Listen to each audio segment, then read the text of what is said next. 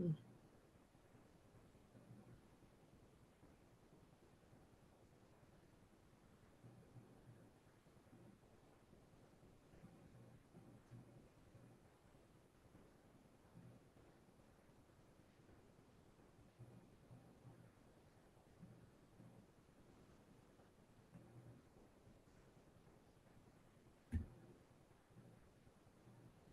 ahead.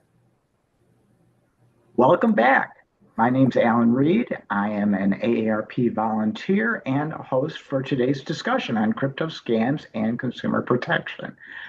You remember in our last conversation, we talked about everyday scams through phone, email, and just regular U.S. mail. Today, we're going to talk about the fast-growing area of concern of cryptocurrency fraud.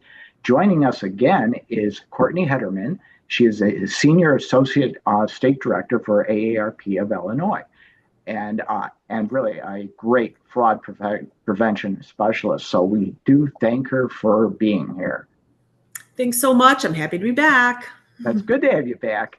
And before we start our discussion, we'd like to remind our Facebook and YouTube viewers that you can ask questions or share your comments in social media feeds. We'll do our best to address as many of your questions as possible during our conversation. So let's start off with some questions for Courtney. Cryptocurrency is everywhere these days, it seems like, and so are the scams. What are some of the most common crypto-related scams that are targeting our everyday consumers like me? Yeah, you're absolutely right, Alan. While cryptocurrency offers really exciting opportunities, frankly, I mean, it is new and that makes it sometimes really exciting. It also has really become a hotbed for scams. And so here are a couple of I'd say, kind of the top four. I would say the top four major scams. And one is, ultimately it's all fraud, right? So it doesn't matter what kind of sometimes how you get to the kiosk to get defrauded. It's really the part of the scam is actually taking place prior to actually going to the kiosk, right? So and doing any exchange with cryptocurrency. But so the first one is actually phishing scams. And so that's when like a criminal is impersonating a legitimate essentially, entity, organization, person, and they're really trying to do some sort of crypto exchange. And they do it through wallets or fake websites, email, social media, that kind of stuff. And so the red flag is really kind of on phishing scams, like unsolicited message asking you to verify your wallet or account. So in the phishing scams for crypto, it tends to be they're looking to verify. And so the tip is always, don't click on the URL or the website or the link or whatnot, and never share your private key within cryptocurrency and the wallet that you have. Don't do that if you don't know who you're sending to. So that's kind of the first one. The second one is around investments, because that's a big part of cryptocurrency is actually investments. And of course, there are scams, there's Ponzi schemes and all sorts of stuff. And so basically the investment fraud that's happening is that a criminal will really promise high returns essentially on the investment, and really with very little risk. They'll be like, there's going to be high returns, no risk, and so they're using fake testimonials and celebrity endorsements, which a lot of people fall for. And so if anything is like quote unquote guaranteed, you're going to guaranteed profits. Please, you need to invest today. The opportunity ends today or it ends tomorrow. So like it puts pressure to invest quickly. That's definitely a red flag on that. So the tip, of course, on that is if it really kind of sounds too good, it probably is. And you got to make sure that you're verifying, again, who you are working with and who you are investing with. And then I would definitely say that an impersonation scam. So they're, again, posing as a customer support agent, an influencer, even friends can, that you think is a friend is tricking you into sending crypto and revealing or asking for sensitive personal information. So if someone is requesting for crypto payment or wallet access, again, that impersonation, you need to make sure you're verifying, through those official channels and working with crypto. You need to verify, in fact, these entities are the case. And then the last one I'll say is just giveaways, right? Like I think everybody loves to win something, right? And so you see on social media, you get, a call, you get all sorts of different types of, correspondence or communication saying, you've won these, this amazing prize. All you need to do to claim it is to click this link or go to the crypto kiosk. And they'll also ask for the wallet address. And so the red flag here again is if they're saying you've won something and you've never even entered it, and again they're asking for money and asking for crypto, then of course that's more than a red flag. That's certainly fraud. And so you need to make sure that if there's legitimate giveaways, they're not going to be asking you to send money, right? So got to stay away from those. Courtney, maybe you've answered this already, but we've seen a rise in crypto online offers. I've seen them myself. Mm-hmm. How can people like me tell the difference between a legitimate crypto opportunity and just an outright scam? Yeah. So I would say to actually see and recognize an actual legitimate opportunity, a legitimate investment in crypto. A lot of times there are more and more states now are actually regulating the cryptocurrency industry and those particular like Bitcoin, coin flip, that kind of stuff. If in fact a company is registered with financial authority. So think of like the SEC, for example, or the Federal Trade Commission, those kinds of entities. So they're registered as a financial entity or authority. Obviously, the things that are coming from them are going to be more legitimate versus an offer that clearly has no disclosures, you've never even heard of this company, that kind of stuff. You certainly want to invest in those types of entities that, again, you can't ever even look up, right? Also, usually investment organizations, or again in this relation to crypto, they're not promising the world, right? Like you can't. And in any, I think, investment, no one can ever promise, right? Like everything. You have these amazing, you're going to get 25% off of your, of a return from your investment here. Well, there has to be realistic returns, and that's another way to kind of look at the legitimacy of an actual entity you should be working with. So if they're promising more modest or market aligned returns, that's going to be a great entity to continue to, perhaps invest with or, get more information on. So the no get rich quick language is, somebody, again, you might want to work with. You don't want to work with somebody who is, again, promising the world. And one I've heard and I've seen actually some of the investment organizations that, and again, they're the scammers, they're the fraud, and they'll say, we're going to double your money in 24 hours. That's a classic scam line. So we're going to double your money in a week, double your money in 24 hours, all that kind of stuff. Like that is a great way to determine like, whoa, this is not legitimate. Because when does anybody ever double their money in 24 hours, right? And then there's those pressure tactics. Again, I kind of already mentioned this, but like the urgency, like you need to invest quickly. And it's like the fear of missing out, right? If they are putting that fear of missing out, that's also a really big red flag. That's not really legitimate, likely.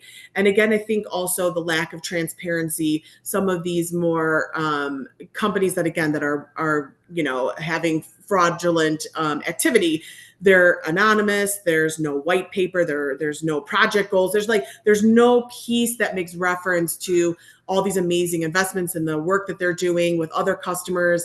There's no transparency at all. And I think that's, again, a red flag that will, again, look to see, is this a legitimate entity I'm working with, or is this not a legitimate? And that's how you can kind of tell the difference. Kind of like classic frauds, I guess. I mean, a lot of the same elements. I know that like crypto ATMs have been popping up in gas stations and convenience stores and other places where you naturally buy investments. Even in our state capital, even in Springfield, how are scammers using these machines to actually steal money from the consumer? Yeah, so you're completely right. So those crypto ATMs, and again, they're called kiosks, ATMs. That's what they look like. You see them in gas stations and convenience stores, groceries, etc. And they are a new tool for fraud or fraud related things, and ultimately criminals, right? They are absolutely targeting unsuspecting customers essentially and consumers, and they are trying to get as much as they possibly can. And so how they do that is, again, that impersonation scam. They're pretending to be somebody else. Even government entities like Social Security, Medicare, the IRS, that's a big one, right? Utility companies, tech support, all of that. They're literally instructing victims to withdraw cash, go to a crypto ATM kiosk, and send Bitcoin to a wallet address they control. That's what the fraudsters are doing. That's what those criminals are doing. That is their tactic. They are telling them to go withdraw cash or use your credit card, and then you're going to get something, right? So like if you're, again, you are, part of the scams and whatnot, like say they're scamming by saying, you owe back taxes and you need to go to an ATM kiosk for crypto to pay for that, or your grandson is in a jail somewhere in Europe, that grandparent scam. Those are very, very much legitimate scams that are happening. And there again, the instruction is to withdraw money or put a credit card in those kiosks, those crypto kiosks, and they give the actual wallet address. And then, of course, that's just going and gone.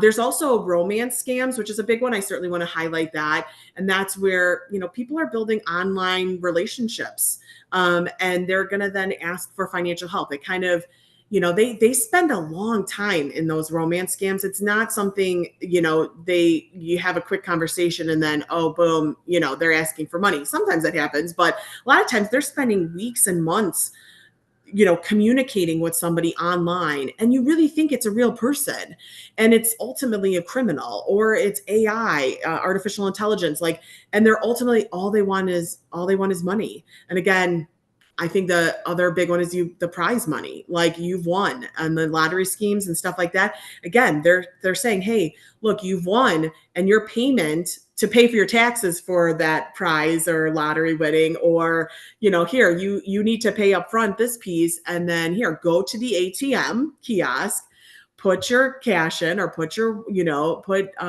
credit card in, and withdraw an X amount of money to another wallet that somebody else controls. No way to get it back.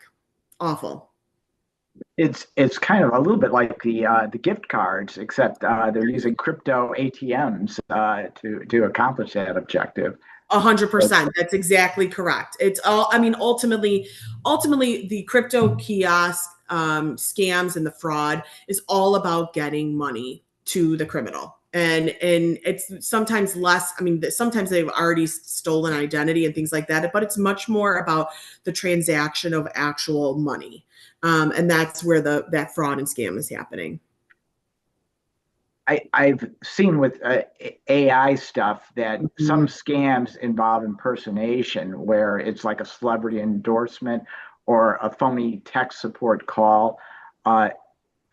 What should people say when they're pressured by somebody credible, but it could be AI stuff, to send crypto quickly? No, you're so right. We're all guilty of being a human being, right? And we're, maybe it's, somehow a phony tech support call, like you said, or even a celebrity, all of those things. It's so easy to become a victim in this because, again, somebody makes you feel very comfortable, or very excited, and then you're all of a sudden not really in the right frame. And then all of a sudden you're, sending money. And so I think when people are pressured to give money and send crypto in this case quickly, right? Very quickly, that is more than a red flag. That is the fraud. And so what someone needs to do, number one, is just stop immediately. Like that is the major flag, right? That is that. If that isn't the flag, I don't know what is. Like somebody pressuring you to do anything, whether it's crypto ATM kiosk or not, even on anything, is they're trying to pressure you to send money. Pause, take a breath. Never send crypto under pressure. Never send any money or under pressure. Because really, essentially, once it's sent, it is really hard to recover. So talk to someone you trust. Go back to your friend or your neighbor, your family member, explain the situation, get a second opinion. It literally makes you pause if you're going to, I'm not sure this sounds legitimate. And I need to talk to somebody, right? And you ask that, like, what do you think? Or have you heard about this? Did you hear about this from somebody else? That will help you in kind of staying calm, collected, and then you're seeking other opinions. And so you ultimately, like, you want to go verify the request. So if somebody is claiming like, hey, they're from a government agency, they're from a company, contact them directly, separate, not any official contact information that came from them. Go to your trusted Google, go to your trusted correspondence, and look up and verify the actual organization, company, etc., and contact them directly, not again through the contact that they sent you initially, because that's probably the scam, right? So not the link or number that some scammer sent you. It's more contact them directly. So you got to verify the request, make sure it's legit, right? Document everything is a great tip as well. So you could take, screenshots of messages. Again, you could be making sure you know what those wallet addresses are, or QR codes, any of those type of technology things that, a lot of the crypto ATM fraud is happening. And then ultimately report the scam. If it's a scam, report it. We have the Federal Trade Commission. There's the FBI. There is, entities out there that can help actually help you, legitimize like if the actual scam or not, but then also help if in fact you do become a victim. So one tip, I'll say one more thing. One tip somebody else gave me, which I thought was such a good one, especially if you get a lot of calls or there's emails, that's a lot of the correspondence and communication you're getting. They will have kind of like a little list next to them, like next to their phone or next to their computer or something. And it'll say like some tips like stop, hover over the URL, hover over the website, make sure it's legitimate. It gives the tips that we're all talking about, because sometimes we need that reminder, because again, we get really excited or, again, we're really upset, depending on the type of emotional response we're getting from whatever the fraudster's trying to get us to do, right? So when you have that kind of paper in front of you, if you will, or list in front of you that gives you those tips of, wait a minute, is this legitimate or not? Let me do these things. Let me make sure that I'm verifying the request. I'm talking to someone. I'm not sending anything right away. And then I think was a really great tip that I think a lot of folks could benefit from. Marty, maybe you answered this before, but once crypto is sent, it's often, maybe almost always, gone for good. Are there any specific steps, and you may have already covered them, that consumers can take to protect themselves before making any crypto transaction, beyond the great suggestions you've already made?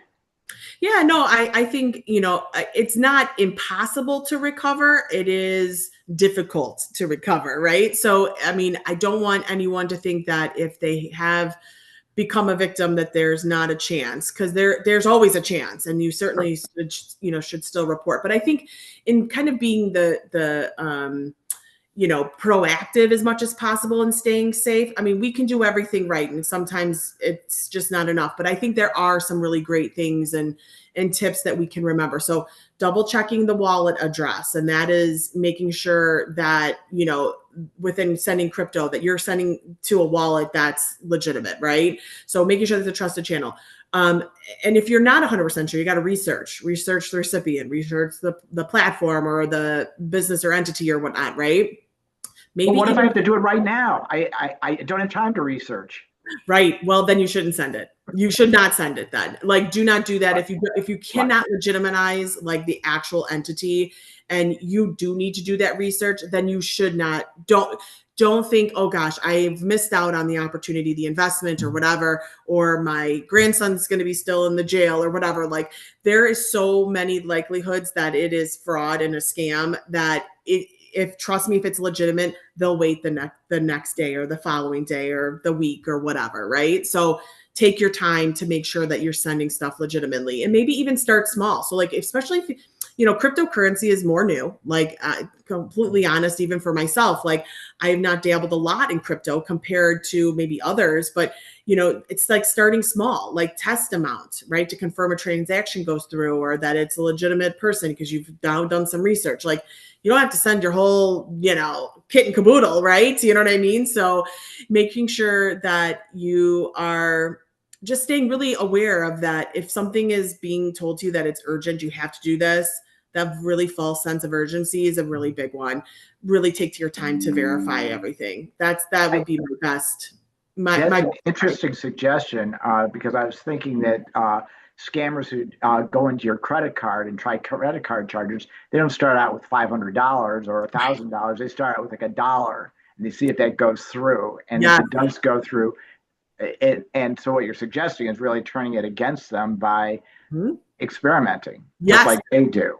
That's exactly right. Because if you sent your whole amount, say you're sending, they're asking for $10,000 or, well, maybe I'm going to, send $5. I'm going to send $10. I'm going to see if it goes through and see how they react. I mean, Yeah. if it's something maybe is some sort of fraudulent thing that's happening. But again, that gives you also time, right? It gives time to legitimize if this entity is legit or not, right? Too. No, So that's right.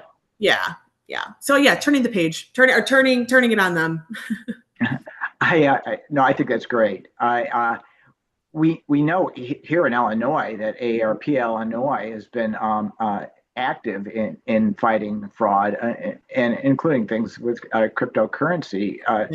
Can you share with us some of the things that AARP is doing in Springfield to push back against cryptocurrency scams and really protect, well, not only members of AARP, but all consumers?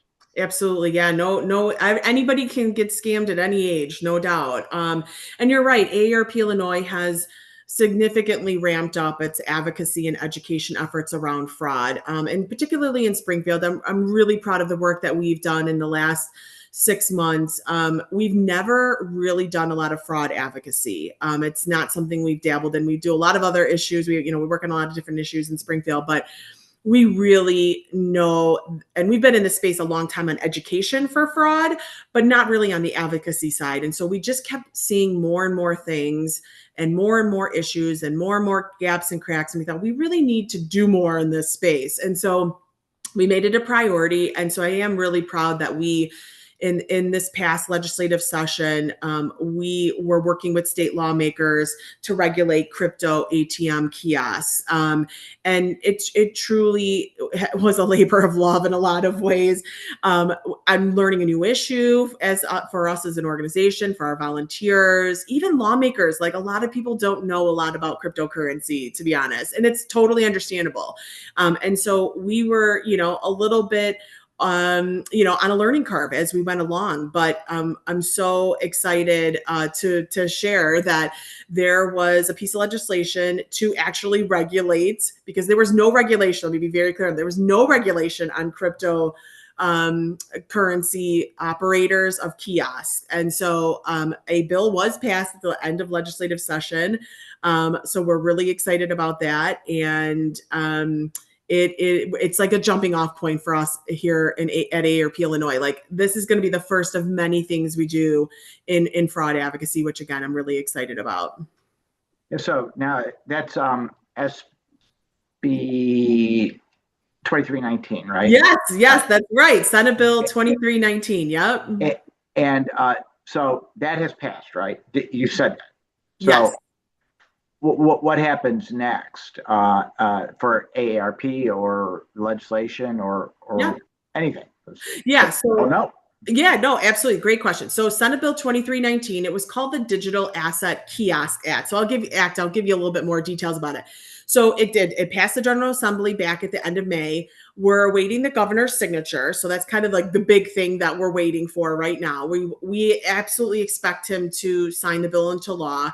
And then kind of what happens after that is, the Illinois Department of Financial and Professional Regulation, they have to go into rulemaking, because there's pieces of the legislation that must go through rules.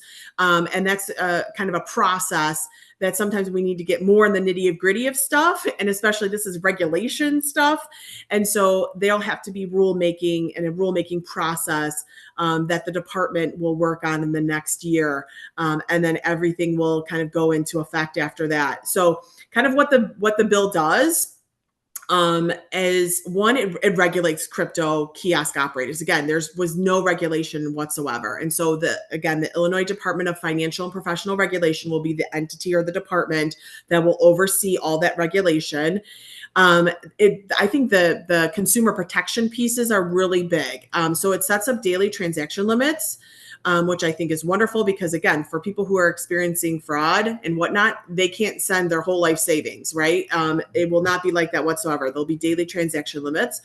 There'll also be a fee cap. So like, you know how you go to an ATM now and you get out money, right? If you went to not your bank, you went to another bank because maybe you're out of town or, across town or whatever, and you're not close enough to your own bank and you want to get cash, they charge you a fee, right? If it's not your bank. And so that's what these kiosks do as well. They charge fees and they charge a ridiculous amount of money. And so there'll now be a cap of 18% of a transaction value at these kiosks, which I know still 18% is very, very high. However, it was up to 30%. They had no regulation, frankly. They could charge whatever they wanted, but there'll now be a fee cap. So that's good.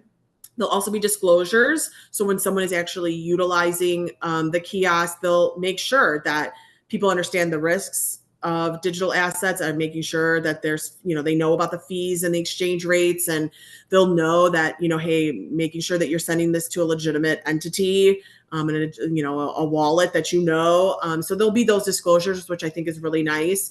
And then I think some of the really great stuff too is that if in fact somebody ever was in the victimized and fraud, they will be able to get a refund. And I think that's the amazing part of this legislation, that people will be able to get a refund if in fact they experience fraud. Makes sense. You mentioned about AARP is doing more on fraud advocacy, and maybe some of our viewers might like to know how they could get involved. Mm-hmm. Are there opportunities for folks to just get involved in fraud advocacy issues? Yes, absolutely. Thank you so much for asking this. So we are really putting together a full cadre of what we're calling Illinois fraud fighters. So we want everybody to join AARP Illinois and become an Illinois fraud fighter. And so when you do that, you actually get a free kit that's sent to you that has information, lots of giveaways, how to stay connected, all these kind of next steps. Free stuff.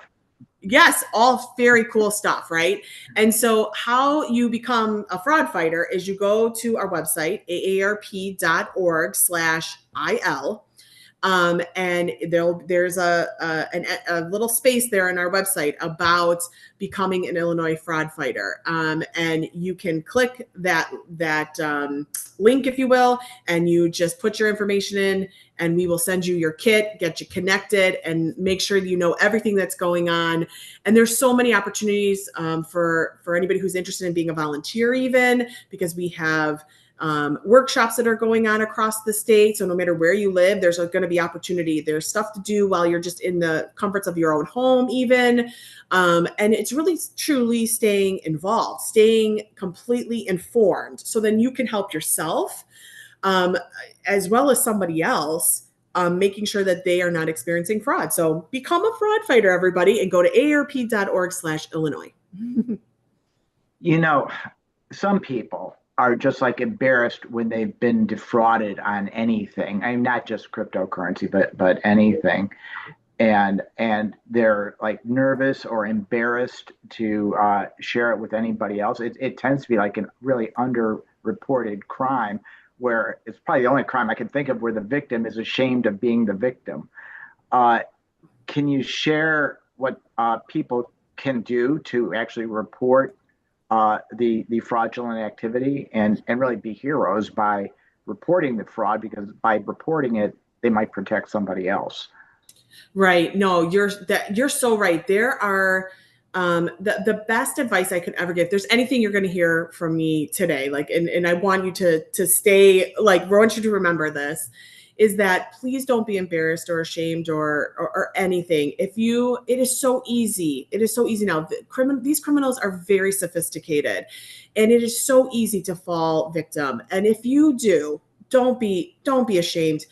You know what? There might be a chance for you to get your money back, right? And certainly stop the identity theft that's happening, right?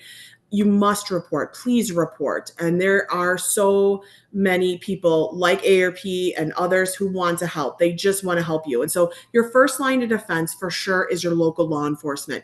You feel you've been a victim of any scam or fraud, or you're fearful. I'm talking to someone that I don't really know, but I think there is this a scam, or I got this in the mail, or I got this call. Anything like that, you have questions, your local law enforcement is there. That is what they're there for, and they want to hear from you. So please reach out to your local law enforcement. Now, you also have other entities like the Federal Trade Commission. You have also the FBI. They actually have a whole division. Even your Secretary of State's office has a division on fraud. The Better Business Bureau. There are so many entities that are so willing to help you and want to help you and want you to be as safe as possible, and also help you get money back, or again, stop any identity theft that's happening.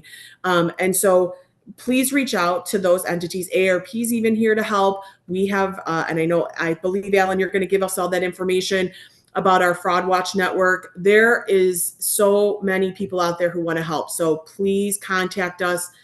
Please contact others who will also be able to help you. We're ready. We're willing and ready. Courtney, I can't thank you enough for sharing your insights on this topic, particularly the crypto. I still feel like I'm just a beginner in learning anything about crypto. Appreciate you helping us stay informed and protected. And always happy. great. I'm so glad. Thank you so much for having me. Time. Appreciate you. This is great. And for more information regarding fraud, you can call, not you, Courtney, but our viewers can call. You can too. 877-908-3360, or visit our website, which is aarp.org/fraudwatch network. And that's aarp.org/fraudwatch network. Or you could just put in fraudwatch and AARP on your search engine, and it'll pop up and you'll get to it. If you'd like more information on AARP's upcoming events, you can visit aarp.org/Illinois. That one's an easier one just to remember off the top of your head. And I thank you, Courtney, for being here today. I thank all our viewers for being here today. And this concludes our virtual AARP event. Thank you very much.